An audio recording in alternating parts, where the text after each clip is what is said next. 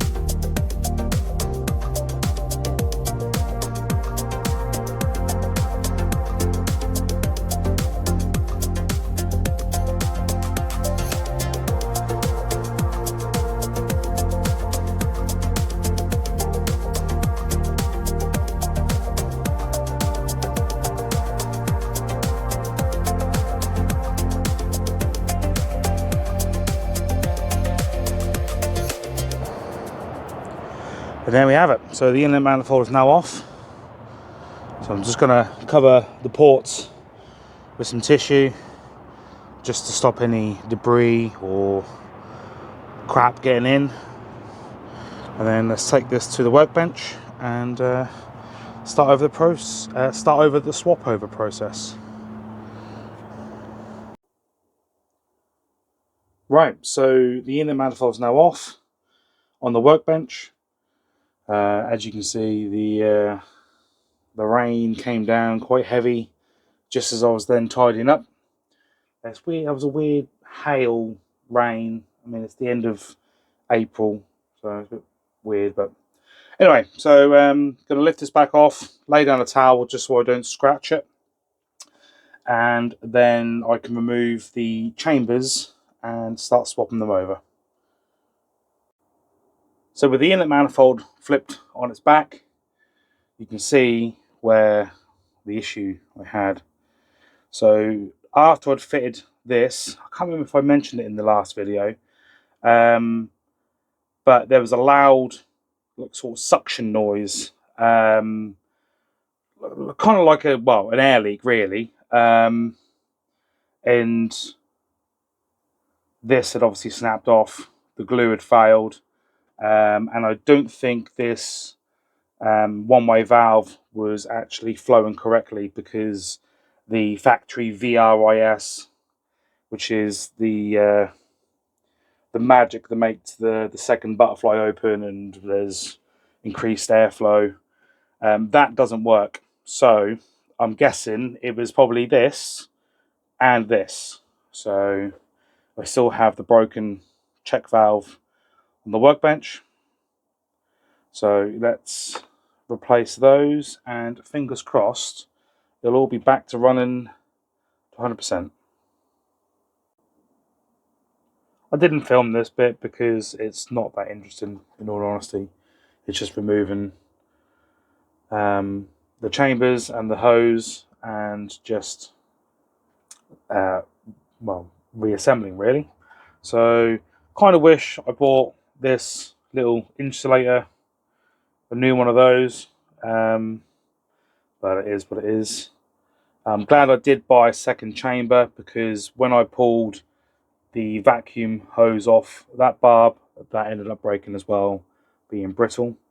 Luckily I could reuse the blank on the end, but the centerpiece, this short piece here, is new, and then obviously this is the new elbow that I bought from Japan as well. Also, luckily, while this is off, I can see where a P-clip should be bolted to. I did wonder where this went, and it's this one here. So I can bolt that on while it's off, and then it should be back, or it should be ready to be put back together. Sorry, I spit my words out. So yeah, that wasn't a too bad of a job. Annoying that it broke in the first place, but these things happen with a 28-year-old car, and luckily they were still available, so that's a big bonus. So let's get this P-clip fitted and get this back on the car.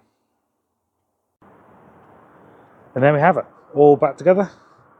So fingers crossed it drives a lot better now with the new check valve. So yeah, another little job ticked off the list. Got a few videos planned, lined up, ready. So yeah, should be quite a few more updates. Hopefully this was helpful in case anyone else had the same issue. It was running bad, or the lack of VRIS. So yeah, thanks for watching.